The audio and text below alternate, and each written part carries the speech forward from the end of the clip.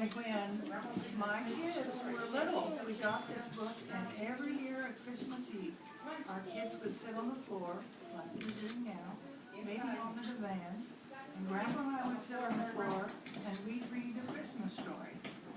Now, those four kids are still here tonight. Uncle Sam, some of you say Dad, some of you say Grandpa, Aunt Dee, everybody says Aunt Dee, and Pam, somebody say Grandma, some of them say Mom, and who else? And Cheryl, or Grandma, whatever you call it, or Mom. All right, they're all here tonight, and they're looking at all you kids sitting down here, because you are the next generation. And this is the most important story in the whole world. Of course, that's Grandma's opinion. There are other people's opinions. But over 2,000 years ago, this story took place. And this was the beginning of Christmas, the birth of baby Jesus. And here's a picture of Joseph and Mary on a donkey, and I will read the story. Mary and Joseph were on the way to Bethlehem, and Mary rode on a donkey. Joseph led the donkey carefully over the rough roads. They'd traveled all day, and now it was growing dark.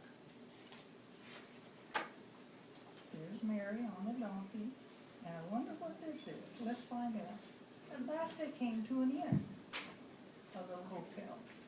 Have you met any room for us? Joseph asked the innkeeper. No, there's no room in the inn, the innkeeper replied.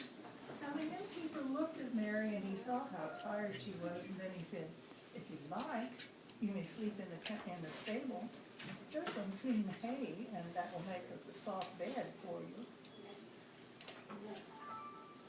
Okay, here's the door to the stable, and Mary and Joseph are going in.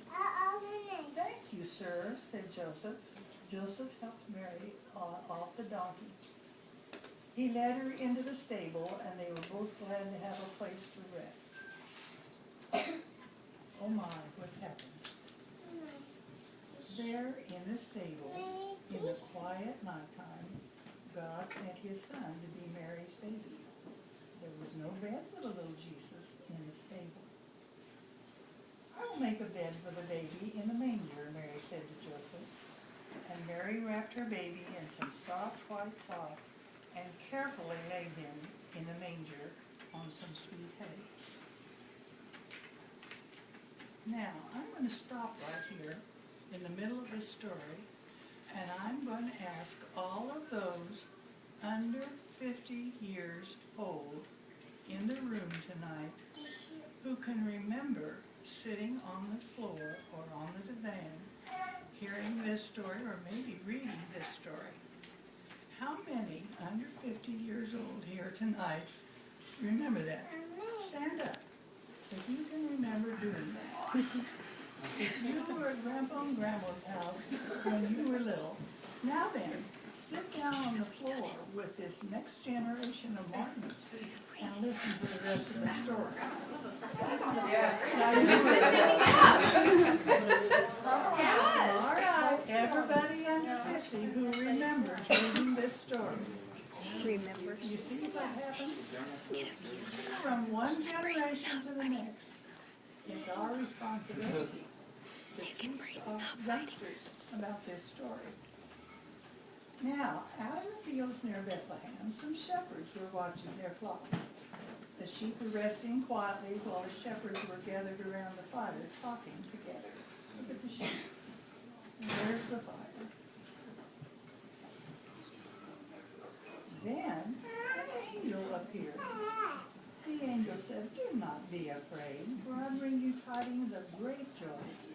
Jesus is born in Bethlehem. You will find him lying in a manger there. And there's the angels up in the sky. See those tiny little faces? And as the shepherds listened to the wonderful news, the heavens were filled with angels saying, glory to God in the highest, and on earth peace, goodwill toward men. And there are the shepherds. Let us go and see this thing that has happened, the shepherds said. And they hurried across the fields to Bethlehem.